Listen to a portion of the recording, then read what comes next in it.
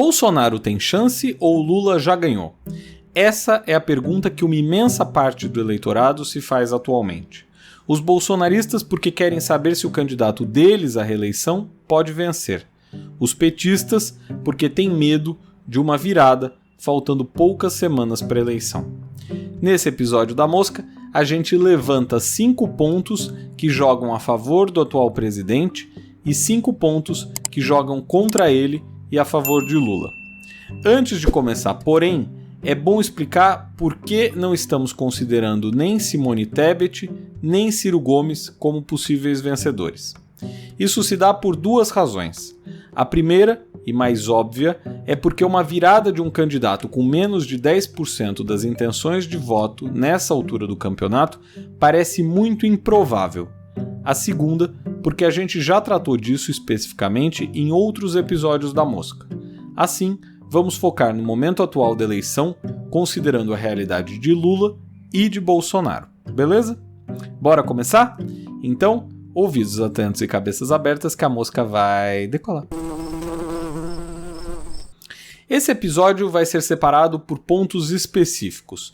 Eu achei que seria mais fácil fazer dessa forma. Primeiro, as pedras no caminho de Bolsonaro, ou se preferir, o que coloca Lula como favorito. Número 1, a rejeição ao governo. A soma dos que consideram o governo Bolsonaro ruim ou péssimo chegou a 43% segundo o Datafolha. Para se ter uma ideia, o governo Dilma era rejeitado por 23% do eleitorado em agosto de 2014. E olha só, esse era o maior índice de ruim ou péssimo entre todos os governos que disputaram a reeleição presidencial até ali. O governo FHC, em agosto de 98, e o de Lula, em agosto de 2006, tinham 18% de ruim ou péssimo cada. Ou seja, o governo Bolsonaro é o mais rejeitado entre todos que buscaram se reeleger, o que inclui Dilma em 2014, faltando aí cerca de 2 meses para a reeleição. Não custa lembrar que Dilma ganhou por pouco aquela eleição. Aproveitando, um dado interessante. O governo FHC em 2002 era rejeitado por 32% do eleitorado. O candidato de seu partido naquele ano, José Serra, foi derrotado, como sabemos. Ao passo que em agosto de 2010, o governo Lula era rejeitado por apenas 4% do eleitorado, o que favoreceu a vitória de Dilma. Ou seja, não apenas pesa a rejeição do candidato em si, como de seu cabo eleitoral também. Certo? Número 2, a rejeição do candidato. No item anterior, a gente tratou dos que consideravam governo ruim ou péssimo. Agora, a gente vai avaliar os que rejeitam Bolsonaro, comparando a rejeição dele e dos demais candidatos à presidência desde 1994. Os dados são todos do Instituto Datafolha, sempre considerando 2 meses antes da eleição. Em 94, FHC era rejeitado por 13%. Em 98, quando foi reeleito, esse índice era de 21%. Vale lembrar que Fernando Henrique foi eleito e reeleito no primeiro turno. Em 2002, Lula tinha uma rejeição de 33% quando acabou eleito. 4 anos mais tarde, 29% o rejeitavam às vésperas de sua reeleição. Em 2010, Dilma tinha 20% de rejeição e em 2014, quando foi reeleita, 34%. Em 2018, Bolsonaro era rejeitado por 39% dos eleitores, índice menor do que os 51% que o rejeitam agora. Lembrando que esse número se refere à rejeição pessoal do presidente. Outro dado curioso é que depois da facada, os índices de rejeição de Bolsonaro aumentaram ao invés de diminuir.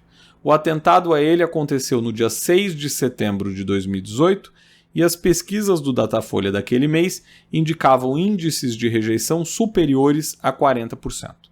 Número 3. O adversário de Bolsonaro. Lula é um caso muito particular. A trajetória do ex-presidente é muito fora do comum, como a gente já discutiu em um episódio passado. De todo modo, ele desceu a rampa do Planalto como o presidente mais popular da história, com 87% de aprovação segundo o Ibope, para acabar atrás das grades anos depois. Mesmo assim, ele tem se mantido bastante popular e competitivo. Em agosto de 2018, em meio aos efeitos da Lava Jato e pouco tempo depois de ser preso, Lula tinha 39% das intenções de voto, segundo o Datafolha, contra 19% de Bolsonaro. Ou seja, mesmo preso, Lula possuía cerca de 40% das intenções de voto. Esse recall precisa ser considerado. No entanto, ser conhecido pode ter seu lado ruim também. A gente trata disso já já. Número 4. Intenções de votos menor em todos os segmentos. Um estudo publicado no jornal O Globo mostra que Bolsonaro possui atualmente uma intenção de votos menor do que a que possuía em 2018 em todas as categorias e regiões pesquisadas. Em outras palavras, nesses 4 anos ele perdeu eleitores entre quem tem ensino fundamental, médio e superior, entre brancos, pardos e pretos, em todas as regiões do país e entre homens e mulheres. Mas não é apenas isso. Bolsonaro também seria menos votado hoje entre católicos e evangélicos se compararmos ao resultado declarado em 2018. O que isso significa? Que o presidente teria perdido apoio de maneira geral e consistente e não apenas em um grupo ou região específica. Número 5. O passado de Bolsonaro. Bolsonaro não era um novato em 2018. Ele era deputado há vários mandatos e havia sido vereador antes disso. No entanto, conseguiu com sucesso se apresentar como um homem novo, aquele outsider que muita gente procurava em uma época em que a política estava em crise. Com um discurso simples e com uma maneira de falar que agradava parte do eleitorado, ele conseguiu convencer as pessoas de que ele podia mudar a política. Pois bem, isso mudou, certo? Hoje Bolsonaro tem um governo de 4 anos para apresentar e defender. Governo esse que é alvo de inúmeras críticas por parte de opositores, seja pelo que se pensa sobre a maneira como o presidente gerenciou a pandemia, seja pela forma como a economia vai indo, seja até pela postura do presidente em si. Bolsonaro não é mais, portanto, um outsider, não é mais um desconhecido, não é mais alguém que as pessoas desejam votar porque rejeitam os políticos. Atualmente, o presidente é um político como outro qualquer, aliado ao centrão que ele criticava e com um saldo que uns consideram positivo e outros consideram negativo. Assim, se em 2018 as críticas a ele pareciam mais pulverizadas, agora a oposição tem o que dizer sobre a sua atuação como governante. Se isso basta para convencer as pessoas a não votarem nele, em outubro a gente descobre, certo? Pois bem, falamos dos 5 pontos que dificultam a reeleição de Bolsonaro e, portanto, favorecem Lula, e agora a gente vai falar dos 5 pontos que podem ajudar Bolsonaro a reverter o jogo. Número 1, o Auxílio Brasil.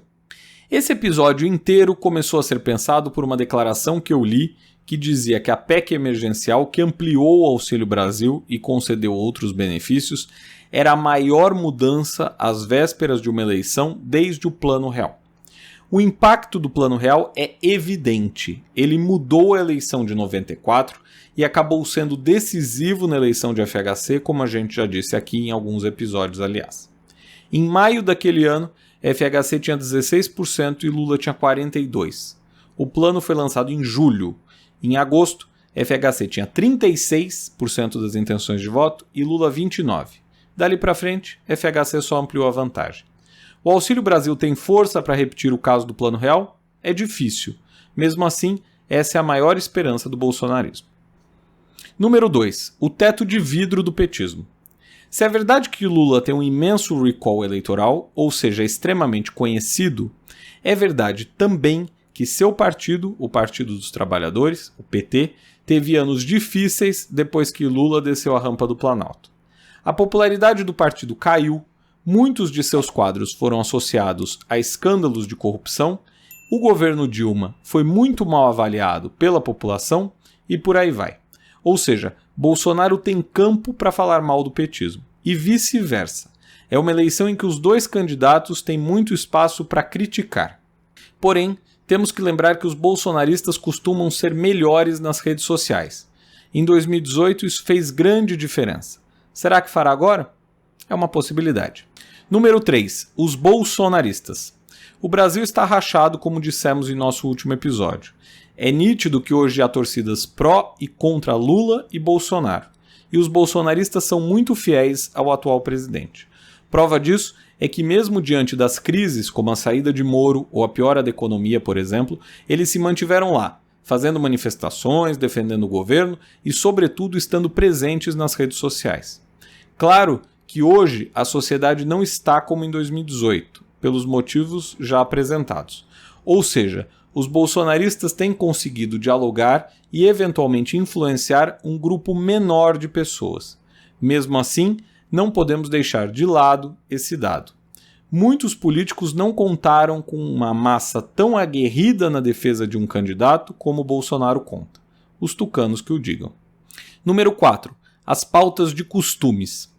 Em vários países, líderes de direita têm puxado a discussão eleitoral para a pauta de costumes. Questões que no dia a dia da sociedade nem mudam tanto os rumos do país, mas que acabam sendo tratadas por eles como algo central. Mais ainda, aspectos que são pintados como uma cruzada do bem contra o imaginário mal. Com isso, esses líderes conseguem trazer o debate para temas em que eles se dão bem. Pontos que suscitam o apoio da parte do eleitorado mais conservador e religioso. Não à toa, Bolsonaro tem insistido nesses temas e tem focado sua campanha para garantir o apoio de cristãos, especialmente dos evangélicos, onde ele se dá melhor. Para tanto, ele conta com o apoio de líderes religiosos também. Número 5. O tempo. Bolsonaro tem maiores chances se o eleitor sentir o impacto das medidas adotadas pelo governo recentemente. Assim, ele precisa de um segundo turno. Lula sabe disso, e o fato do ex-presidente, segundo a maioria das pesquisas, não ter uma vitória no primeiro turno garantida, pode favorecer o bolsonarismo. Por isso, não é de se duvidar que a campanha petista comece a focar no voto útil, visando sobretudo os eleitores de Ciro Gomes. De toda forma, é inegável que as pesquisas têm apontado uma manutenção do eleitorado de Lula, com 40 e tantos %, e um crescimento lento de Bolsonaro, que saiu de 20 e poucos para 30 e poucos, dependendo do instituto que faz o levantamento. Isso não indica, para agora, uma possibilidade de vitória. Mas com a campanha tendo mais tempo, fica mais imprevisível. Porém, joga contra essa ideia o fato de que nenhum candidato a presidente conseguiu virar depois de começada a campanha. Collor, FHC, Lula e Dilma estavam na frente 2 meses antes da eleição e foram os vencedores. Por outro lado, nenhum candidato também perdeu a reeleição à presidência. Em qual desses 2 pontos Bolsonaro será o primeiro? Aquele que consegue uma virada ou aquele que tenta a reeleição e é derrotado? Hein? Por hoje é tudo. Se você curtiu esse episódio, não esqueça de deixar seu like, comentário, ativar o sininho e se inscrever no canal. A gente se vê no próximo vídeo.